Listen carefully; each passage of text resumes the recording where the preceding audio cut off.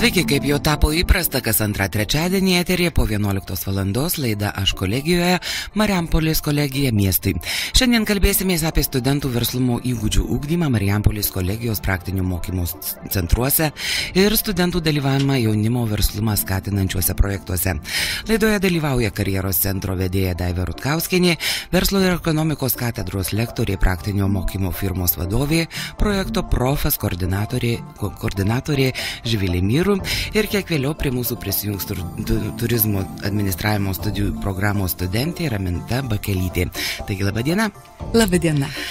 Daiva, nedažnas, turbūt dažnas pirmą kartą girdė apie kolegijos tokį padalinį kaip karjeros centrą.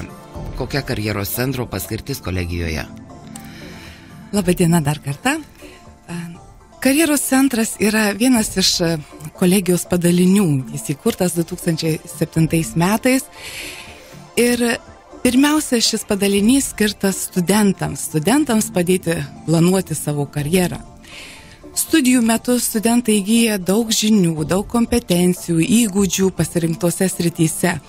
Bet manau, sutiksite, kad labai reikalingos kitos bendrosios kompetencijos, tai karjeros valdymo kompetencijos, geriau pažinti save, mokėti valdyti laiką, asmeninius finansus, planuoti savo karjerą, išsikelti savo karjerai tikslus, geriau pažinti darbo rinką, na ir ugdyti visas kitas svarbias kompetencijas, tinkamai pasiruošti savarankiškų darbų pradžiai, galbūt tęsti studijas.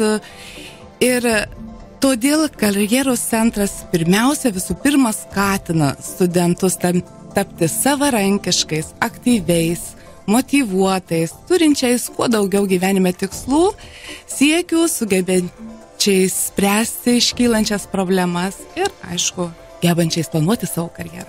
Trumpai. Jos, taip trumpai. O pati funkcija karjeros centro, jie organizuoja seminarus, jie individualiai su studentais bendrauja. Kaip vyksta pats procesas to ruošimo gyvenimui?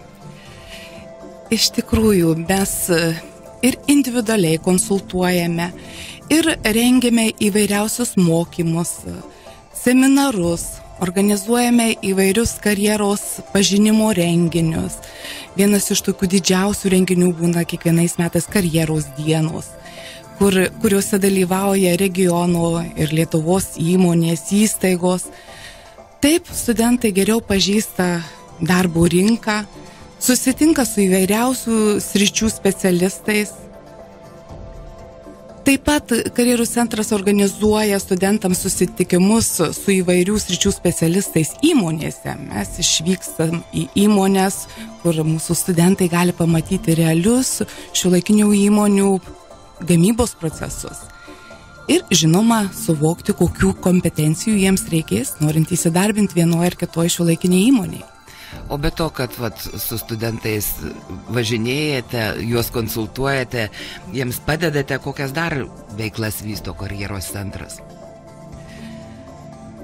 Karjeros centras palaiko glaudžius ryšius su mūsų socialiniais partneriais, su verslo vadovais, įmonių personalų skyrių vadovais. Ir taip mes gauname labai tokią naudingą informaciją apie galimybės studentams atlikti praktiką ar siūlomas darbo vietas.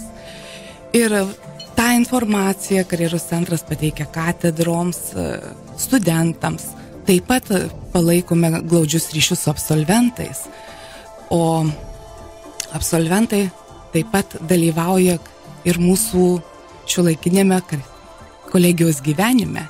Jų nuomonė mums visada labai svarbi. Ir tą informaciją mes dalinamės ir su jais. Ar aš teisingai supratau iš jūsų pasakymo, kad, karjeros centras kaip ir tas pirmasis laiptelis absolvento į darbo rinką? Jūs kaip darbo birža dirbate tokia siauresnė prasme, bet galite padėti studentui ir susirasti darbą? Taip, bet žinoma, karjeros centro nėra misija darbo biržos, bet tai yra toks kaip laidininkas, tarpininkas tarp verslo įmonių ir kitų įstaigų ir mūsų studentų ir absolventų. Todėl ta informacija yra būtent viešinama studentams, mūsų dėstytojams, visai kolegijai. Supratau. O ar studentai naudojasi čia būtent, paslaugą, nežinau, ar tai paslaugą galima pavadinti, ateiti pas jūs ir pasikalbėti apie tai, kad, mano svajonėmis pasidalinti. Ar dažnai studentai ateina? Ar pakanka jiems drąsos, nes gal jie nedrąsūs, bijo praverti duris? Iš tikrųjų, studentai žino tas galimybės, kurias suteikia tą pagalbą suteikia karjeros centras ir jie tikrai pas mus drąsūs, viskuo domisi, sakykime, ir studijom apie kituose universitetuose, viskuo domisi. Ir aišku, tie iniciatyvūs žmonės galbūt labiau atsakingai, motyvuotai žiūrintys į savo karjerą, jie dalyvauja įvairiuose renginiuose ir tobulina savo kompetencijas, ir seminaruose dalyvauja. Ir manau, gauna iš tikrųjų labai naudingą informaciją. Visų pirma, kaip aš pastebiu, per 3 metus studentai užauga, jie tampa asmenybėmis, jie nebijo, jei nežino save patobulinti. Galbūt sužino, kur rasti informaciją, kur galėtų tiesiog rasti atsakymus į rūpimus klausimus, be abejo. O kokius jaunimo verslumą skatinančius renginius teko organizuoti pastaruoju metu? Pastaruoju metu aš džiaugiuosi tokių verslumą skatinančių projektų gausa. Vienas iš tokių renginių, neseniai vykusių spalio 21 dieną, tai buvo informacinis renginys, kurį organizavome mes kartu su Versliosios Lietuvos atstovė regione Eglė Stebulienė. Ir tai labai puikus projektas, puikios priemonės, kurios skirtos būtent pirmųjų verslo metų paslaugų krepšelių, toks skatinimo priemonė.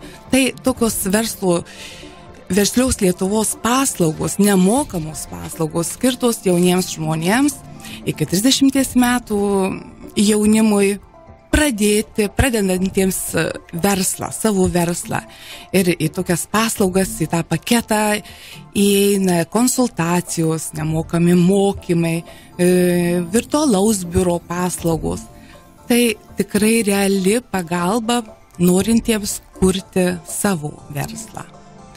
Ir noriu pridurti, kad tikrai mes sulaukime didelio mūsų studentų ir dėstytojų susidomėjimo, nes šiame renginyje dar dalyvavo labai tokia, galima pasakyti, žvaigždė, jaunas žmogus, kuris pasiekė savo verslę labai daug didelių aukštumų. Tai Shopping įkūrėjas Andrius Čepkus dalyvavo ir jis demonstravo elektroninės komercijos paslaugų sukurtą tokią sistemą, kurią ateityje galės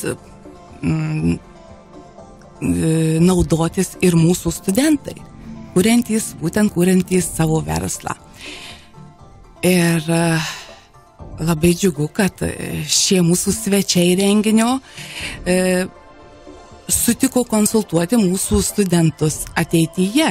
Ir mes susitarėme, kad nuo pavasario semestro pradžios vyks integruotos, suderintos su dėstomais dalykais paskaitos, kurių metu studentai bus mokomi steigti elektroninės parduotuves. Taigi jau kitą savaitę mes susitinkame su šiais dviem jaunais žmonėmis, Eglė Stebulienė, Andriumi Čepkumi, ir jau aptarsime tolimesnio bendradarbiavimo gairės. O akivaizdu, kad gražūs pavyzdžiai visą laiką užkrečia ir net kyla noras pralenkti ir pasiekti daugiau. Bet dabar noriu pašnekinti kitą mūsų studijos viešnią, Živilę. Esate arčiausiai studentų ir nuolatos laikote ranką ant pulso. Neseniai dalyvavote projekte. Kokiame? Tai laba diena. Po 2 metų pertraukos jaunimą vėl subūrė viešosios įstaigos Profat organizuojamas projektas Profadienis. Šis projektas skirtas skatinti verslumą kolegijos studentams.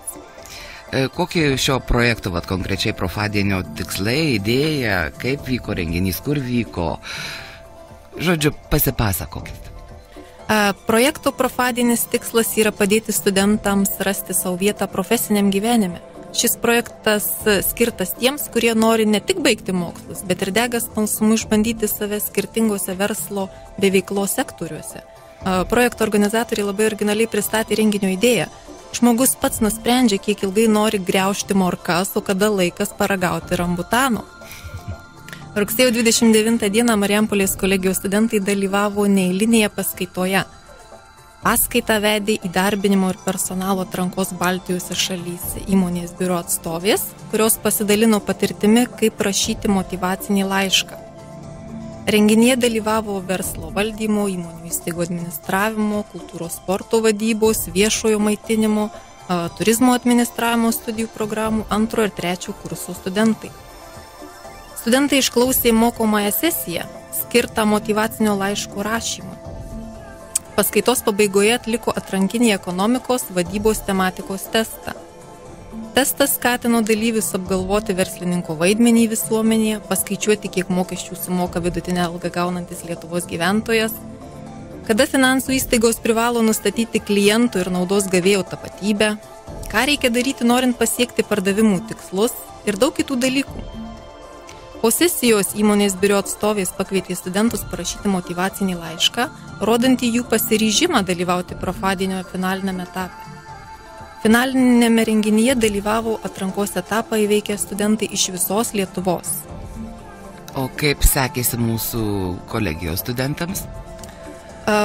Profadienio atrankiniuose renginiuose sudalyvavo 685 studentai iš 20 Lietuvos universitetinių aukštųjų mokyklų, tarp kurių į finalą pateko tik 119, tame tarpe 5 Marijampolės kolegijos studentai.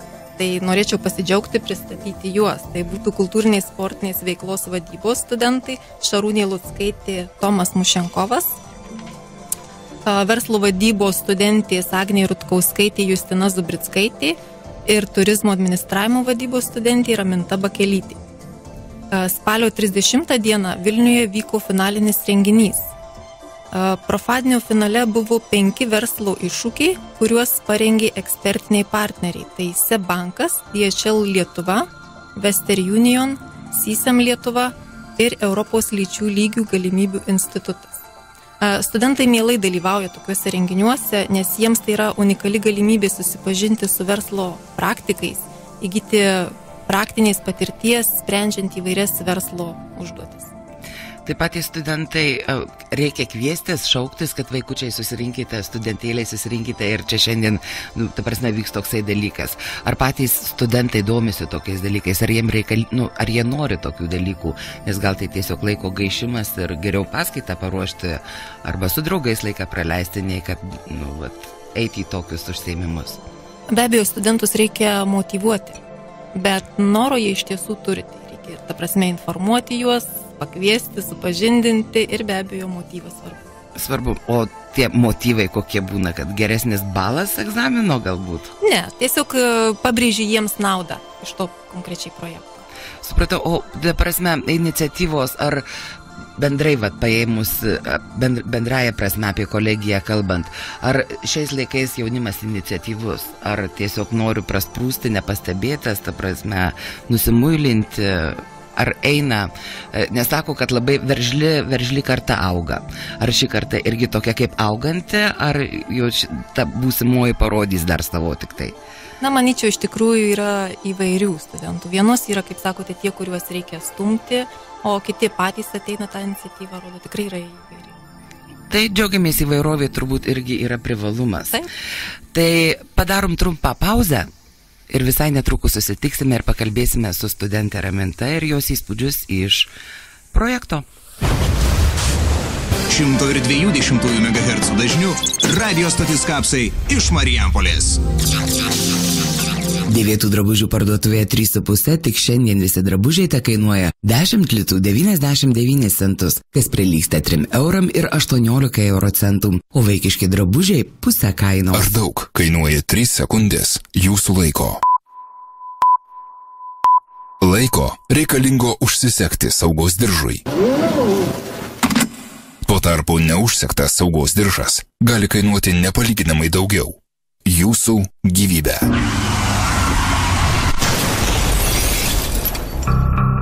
Pagalvokite apie tai prieš važiuodami. Valstybės įmonė Marijampolės regiono keliai. Atsinaujinęs BTV pristato laukiamiausią metų koncertą. Ed Sheeran. Vasario 15 diena Siemens Arena. Informuoja elrytas.lt. Gražiausias koncerto akimirkas dovanoja trigubos skonio šokoladas Šogeten trilogija. Daugiau informacijos Meduza Koncert LT.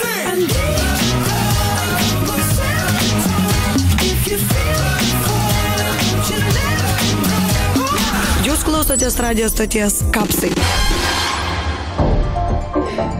Tęsime mūsų laidą, aš kolegijoje Marijampolės kolegija miestui ir sveikinuosi su turizmo administravimo studijų programos studente Raminta Bakelytė. Labadiena. Labadiena. Esate projekto Profadienis finalo dalyviai. Kokie įspūdžiai? Manau, kad įspūdžiai yra patys geriausi. Ir visi studentai labai nudžiugo, kai sužinojo, kad sėkmingai perėjo visus etapus ir turės galimybę dalyvauti finalinėme renginyje Vilniuje. Šiame projekte pabrėžiamas verslumas kaip svarbiausias kriterijus, bet be viso to yra neatsiejama projektų dalis bendravime. Buvo galimybė bendrauti su studentais iš kitų kolegijų, dalintis patirtimis ir potyriais. Ir kaip vyko pats tas projektas? Ten buvo kažkokios iš anksto paruoštos užduotys, ar ta prasme tai prizas ir prizas ateini ir tik tai tada sužinai, žodžiu, kaip pati eiga? Tai mes nežinojome, nedarėme jokių namų darbų, nežinojome, kokios bus užduotys. Tik atvykę sužinojome užduotis ir buvome suskirstyti komandomis. Bet komandos buvo suskirstytos taip, kad mūsų kolegija, Marijampolės kolegija atstovavo mūsų 5 studentai. Taigi darėme praktinės užduotis, kurių metu kiekvienas studentas, manau, atrado savo stiprybės ir analizavo silpnybės tam tikrose užduotyse. Kiekviena paruošta užduotis buvo mums lyg iššūkis. Taigi, Europos lyčių lygybių galimybių institutas suteikė progą diskutuoti, pareikšti savo nuomonę apie lyčių lygybę ir jų integravimąsi į darbo rinką. Ir verta paminėti, kad ta paskaita vyko anglų kalba. Tai buvo mums puikia galimybė pagilinti savo anglų kalbos žinias. Antroji užduotis vyko su Seizam Lietuva atstovais, kurie davė užduotį susijusią su draudimo teikiamomis paslaugomis ir jų grupavimu. Trečioji Western Union atstovų užduotis buvo, kurioje mes turėjome lyg ir įsikūnyti į Western Union darbuotojus ir atlikti darbą, tai yra padėti seneliai, kuriai paskambino telefoniniai sukčiai ir pasakė, jog jos anūkui atsitiko nelaimiai ir reikalingi pinigai. Taigi mes turėjome išsiaiškinti, ar tai yra teisinga informacija. Ir daugelį iš mūsų nustebino faktas, kad pirmas užduodamas klausimas tokiu atveju yra: senelė, ar jūs turite anūką? Tai beje, verta paminėti, kad ši užduotis vyko taip pat anglų kalba. Ir ketvirtoji užduotis buvo su Sebanko atstovais ir penktoji su Dišel Lietuva atstovėmis, kurios parengė dar vieną tikrai labai įsimintiną užduotį. Tai reiškia, užduotys ne tik, kad tikrina žinias, bet ir įgyjate net ir tokių praktinių, kad paskambino koks nors sukčius, pasako jums, kad ten jūsų vaikui atsitiko kažkas blogo ir jūs nepasimestumėte jau turbūt tokioje situacijoje ir nepultumėte atiduoti pinigų, kaip kad prieš eilę metų, kiek atsimenu, buvo viena močiutė, kuri atidavė pinigus ir tik tai tada suprato, kad jinai net neturi vaikų, o jinai anūkui pinigus gelbėti perdavė.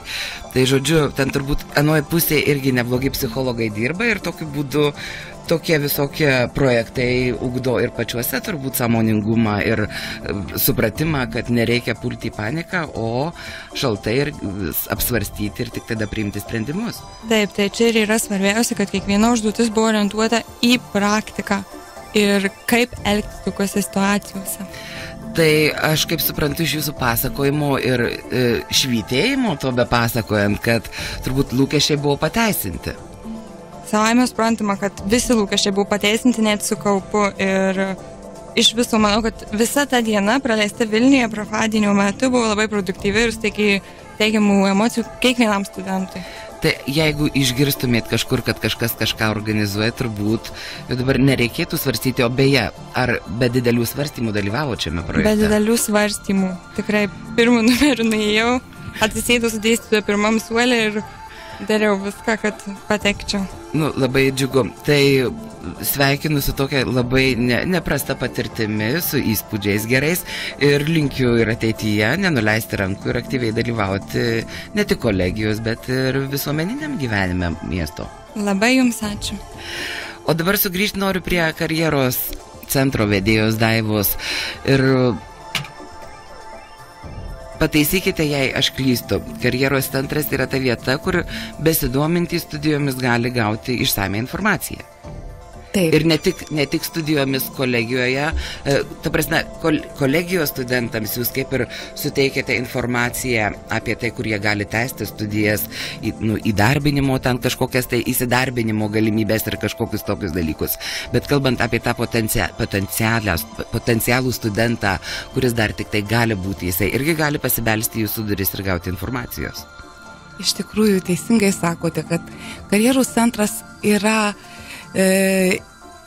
skirtas ne tik studentams, kontaktams su įmonėmis, įmonių atstovais, bet ir bendravimui su būsimaisiais studentais.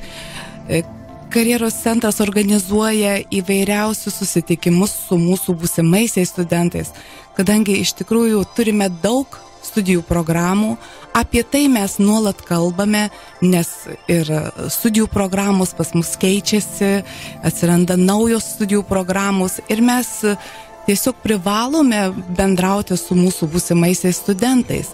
Ta mes ir darome, mes vykstame su studentais, su studentų ir dėstytojų grupėmis į studijų muges, kurios vyksta ir Kaune, ir Vilniuje. Vilniuje tarptautinėje studijų mugė vyksta kiekvienais metais, bet mes bendraujame dar ir su vietos regiono mokyklų moksleiviais.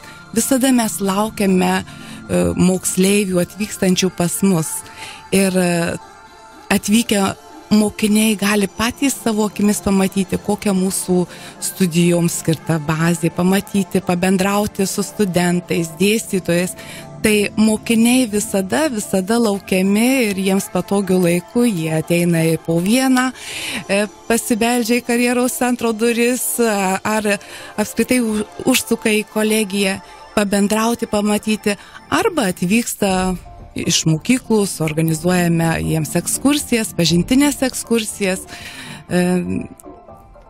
Praėjusiais metais prisiminiau renginį, tokį didžiulį renginį, kurį mes skyrėme moksleiviams geriau pažinti kolegiją, tai taip ir vadinosi šis renginys Pažink kolegiją savo akimis, ir atvyko įvairių mokyklų moksleiviai, mes čia juos ne tik tokią informaciją pateikėme, bet buvom pasikvietę ir Afrikos būgnus, ir tikrai renginys šaunus buvo skirtas ir studentams, ir moksleiviams pabendrauti.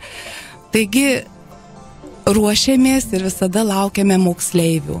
O manau, tuoj prasidės tas toks aktyvus metas, kada bendrausime su moksleiviais.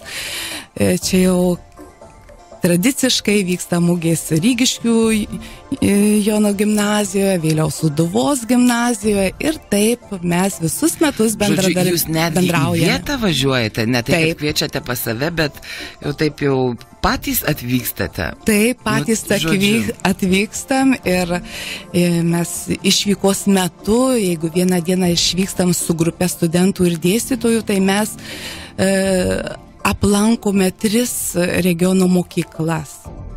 Ir vykstame ir toliau, ir į Alytaus gimnazijas, nors Alytus taip pat turi aukštąją mokyklą regioninę, bet ten, žinoma, yra kitos programos, ir mes tikrai turim studentų, būtent iš Alytaus, ir po vieną kitą ir iš tolimesnių Lietuvos kampelių. Taigi daugelis jau sunerimęs žiūri į vieną iš pastatų kolegijos ir galvoja, kad turbūt jau užsidarė. tai dabar kur esate įsikūrę ir nuraminkite visus, kad tikrai kolegija ir toliau vykdo veiklą, tik tai šiek tiek sunkiau dabar pasiekiama yra. Na, manau, iš tikrųjų mes labai dabar gyvenam tokį kompaktišką gyvenimą. Susibūrėm mes visi, apsigyvenom visi vienos namuos. Tai Kvietiškėje, Petro Armino gatvėje, labai dideliam, dideliame šviesiame erdviame pastate. Sutvarkytas parkas, viskas, taip. Klausykit, taip. Tikrai tai, manau, tik paskatins mus visus būti kartu, kurti kartu, nes mes dabar visi esame petys į petį, daug studentų, iš tikrųjų gyvenimas labai aktyvus, labai veržlus, dėstytojus suburiančius į vieną tokią krūvą didžiulę ir tai tikrai yra tik didžiulis pliusas. Nesvarbu, kad mes truputį dabar atitverti nuo miesto centro, turėsim kokią pervažą. Iš tikrųjų, bet tai nėra toks didelis trukdys bendrauti. Tai puiku, iš tiesų, taigi visi, kurie norite pabendrauti su karjeros centru, turėtumėte nepabūgti ir aplinkeliu apvažiuoti ir nuvažiuoti į buvusį Kvietiškio dvarą, galima netgi sakyti, tie, kurie istorinius dalykus žino. Taigi, dėkui pašnekovėms, priminsiu, kad laidų ciklą mes kolegijoje Marijampolės kolegija miestui rengėme kas antrą trečiadienį ir transliuojame po 11 valandos. Iki susiklausimo po poros savaičių lapkričio 26. Ačiū Jums.